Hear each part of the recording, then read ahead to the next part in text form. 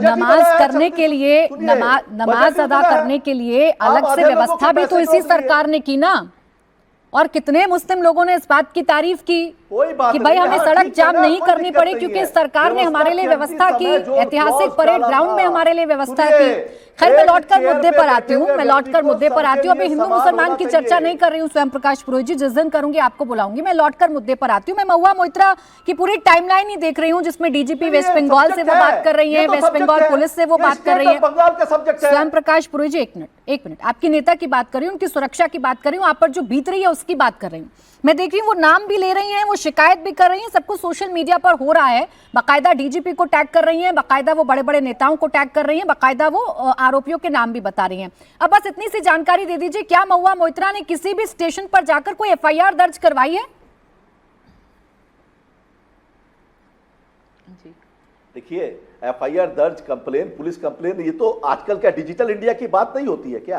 Railway में बैठा हुआ व्यक्ति अगर शिकायत करता है, उस पर अगर सरकार काम कर सकती है, इस इतने बड़े देश की वो एक पार्लियामेंट की मेंबर है, उसको सोचना है। अगर उसको आप सुरक्षा नहीं दे पा रहे हैं तो आप कौन से लॉ एंड ऑर्डर की बात कर रहे हैं? उसको अगर पत्थर से वो मर जाएगी, जिस तरह से अभिषेक बनर्जी को हुआ। ये जो हिंसा की राजनीति है, अगर आपको करना है, अभी पुलिस को लेके आप कर रहे हैं। हाँ। पुलिस आपके साथ है। लेकिन स्वयं प्रकाश पुरोहित जी, ये सरकार जब सुन नहीं रही है, और बड़े रूप में बनेगा, ये सरकार जब सुन नहीं रही है और आपके आरोप हैं कि सब कुछ सरकार के इशारे पर हो रहा है, आपका आरोप है कि सब कुछ सरकार के इशारे पर होता है, बीजेपी कार्यकर्ता करते हैं, तो बजाय इसके आप सोशल मीडिया पर ट्वीट करके ये उम्मीद करें सरकार से कि वो आपकी सुनेंगे। आप जाइए ना थाने और दर्ज करवाइए एफआईआर।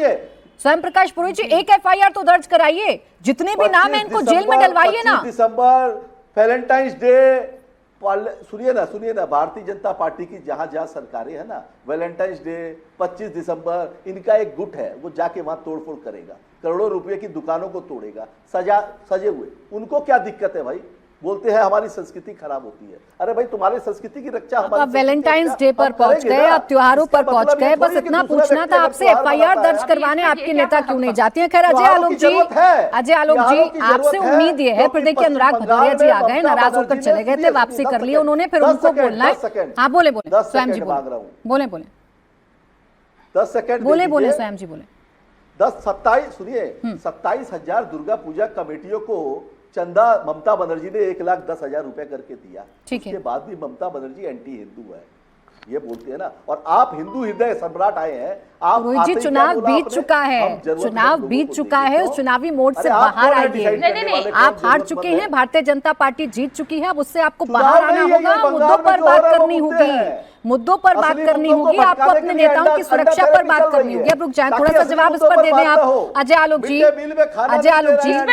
इतनी उम्मीद ना करें आपसे, फिर गार्गी जी एक सेकंड रुक जाए, इतनी उम्मीद ना करें आपसे, जैसा अभी कह रहे हैं स्वयं प्रकाश पुरोहित जी, वो चुनी हुई सांसद हैं, वो वेस्ट बंगाल पुलिस और डीजीपी से कह रही हैं, वो ट्वीट कर रही हैं, वो सोशल मीडिया पर आ रही हैं कि मेरे साथ जो हो रहा है वो गलत हो रहा है, शिकायत।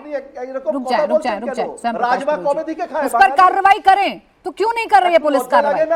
पुरोहित जी रुक जाए, जनता पार्टी।